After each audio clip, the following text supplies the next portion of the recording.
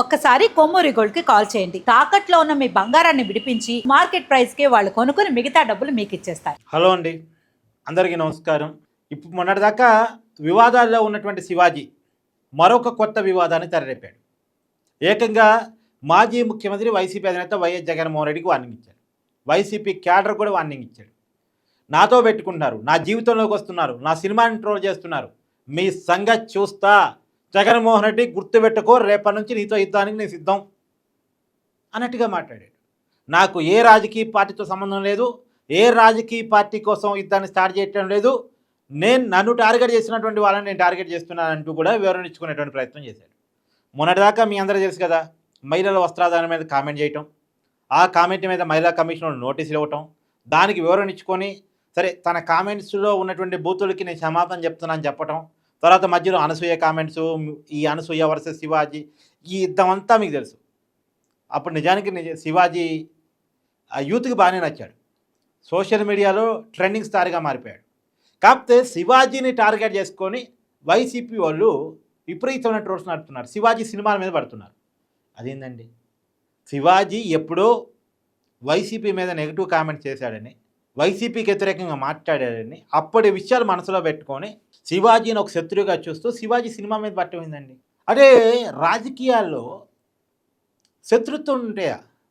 రాజకీయాల్లో విరోధాలు ఉండొచ్చు, రాజకీయ సిద్ధాంతాల మధ్య వైరుధ్యాలు ఉండొచ్చు, రాజకీయ భావాజాలాలు వేరువేరుగా ఉండొచ్చు కాక ఎవరి అభిప్రాయాలు చెప్పుకుంటూ ఉంటారు. శివాజీ మీద వ్యక్తిగతంగా పట్టమైంది, శివాజీ సినిమా మీద పట్టమైంది, శివాజీ వ్యక్తిగత జీవితం మీద పట్టమైంది. వైసీపీలు దీని నుంచి మానేసుకోవాలండి. ఇప్పుడు షర్మిల జగన్ వ్యతిరేకించగానే అసలు ఆమె రాజశేఖర రెడ్డి గారు పుట్టిందా లేదా అని మాట్లాడతారు. కరెక్టా? ఇది కరెక్టా? వైఎస్ విజయమ్మ గారు జగన్మోహన్ రెడ్డి గారితో కొంత గ్యాప్ రాగానే వైఎస్ విజయమ్మ గారి మీద కూడా పడతారు. కరెక్టా? ఇది సునీత గారికి రకరకాలుగా అంటగడతారు. కరెక్టా? అంటే జగన్మోహన్ రెడ్డి గారిని ప్రశ్నించడమే పాపం అవుదా? జగన్మోహన్ రెడ్డి గారిని వ్యతిరేకించడమే పాపం అవుతుందా? ఏంది ఈ కల్చర్? ఏంది? ఇప్పటికే చాలామంది మీద గతంలో కేసులు నమోదయ్యాయి. వర్రా రవీందర్ రెడ్డి, పోసానికి ఇస్తామని ఇష్టారీతిన మాట్లాడిన వాళ్ళు, ఇష్టం వచ్చినట్టు ప్రచారం చేసిన వాళ్ళు, నోటికి వచ్చినట్టు మాట్లాడిన వాళ్ళు, వీళ్ళందరి మీద చర్యలు తీసుకున్నారు గతంలో. అయినా సరే వైసీపీ కామన్ సెన్స్ రావట్లేదా? సరే ఒకే చట్టపరమైన శిక్షలు పక్కన పెట్టిన ప్రజా తీర్పు ఇలాంటి కామెంట్స్ని, ఇలాంటి ప్రచారాన్ని ప్రజలు యాక్సెప్ట్ చేయరు అని 2024 తీర్పు చెప్తా ఉంది. ప్రజలు ఇచ్చిన తీర్పు 151 సీట్ల నుంచి 11 సీట్లకు వైసీపీ పడిపోయింది. ఎందుకు పడిపోయింది? వైసీపీ అంటూ ఒక నెగిటివ్ వచ్చింది. ఆ నెగిటివ్ రావడానికి రకరకాల కారణాలు, ఆ కారణాలు ఇది కూడా ఒకటి. అయినా ఇప్పుడే కాదండి, లాస్ట్ టైం నాకు గుర్తు రావట్లేదండి, ఏదో సినిమా మీద కూడా గట్టిగా పడ్డారు. ఏదో గొర్రెలు అనే అన్నందుకు గాను సరిగ్గా ఐడియా రావట్లే నాకు. ఒక సినిమా మీద గట్టిగా ప్రచారం చేశారు. నిజానికి ఆ సినిమాలో అది లేదు, ఏదో గొర్రెలు 11 ఉన్నాయి అని అన్నందుకు అది వైసీపీ అన్నట్టుగా భావించుకొని ఆ హీరో మీద, ఆ సినిమా మీద పడ్డారు. దయచేసి మీకు ఏమైనా గుర్తుంటే కామెంట్ చేసే ప్రయత్నం చేయండి.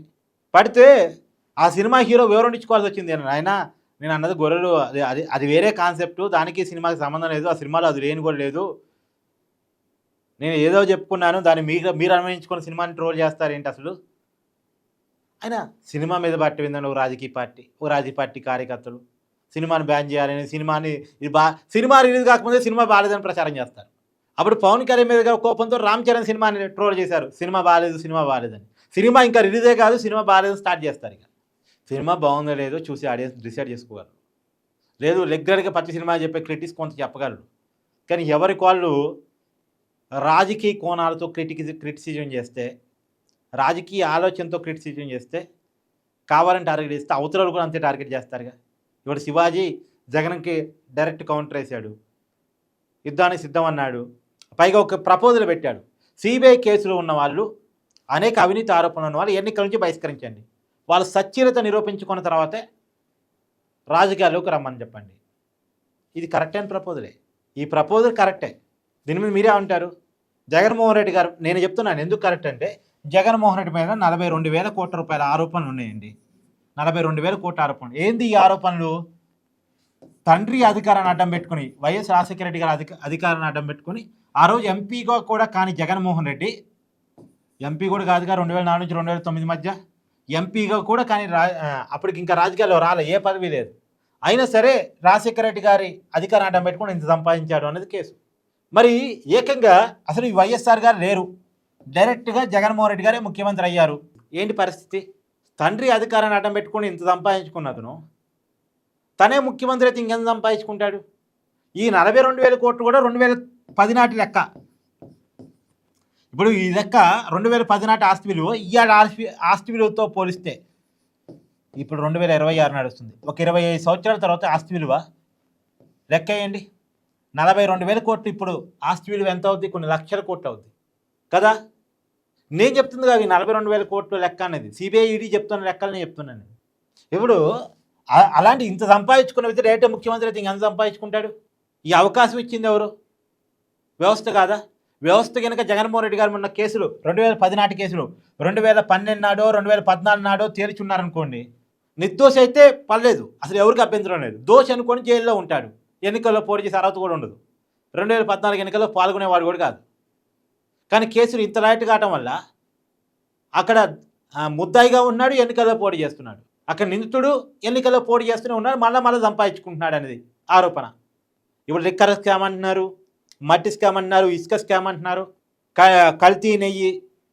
మనం చూస్తున్నాం కదా, ఎన్ని స్కామ్లు ఉండాలో అన్ని స్కామ్లు, ఎన్ని ఆరోపణలు ఉండాలో అన్ని ఆరోపణలు జగన్మోహన్ రెడ్డి గారి మీద వస్తున్నాయి. దీనికి కారణం ఎవరు? ఈ కేసులు తేల్చలేకపోయినా మన వ్యవస్థలు, సిబిఐ కావచ్చు, ఈడీ కావచ్చు. అందుకని శివాజీ గారు పెట్టిన ప్రపోజల్ ఏంటంటే అసలు ఆ కేసులు తేలేంత వరకు వీళ్ళు రాజకీయాల్లో యాక్టివ్గా ఉండకూడదు. అలా ఉండలేదనుకోండి, సంపాదించుకునే అవకాశం భయపడతారు. అమ్మో కేసులు పడితే రాజకీయాల నుంచి పక్క పోవాల్సి వచ్చింది, పదవుల నుంచి దూరం కావాల్సి వచ్చింది అని ఒక భయం వస్తుంది కదా. మీరే ఉంటారు? కామెంట్ చేయండి.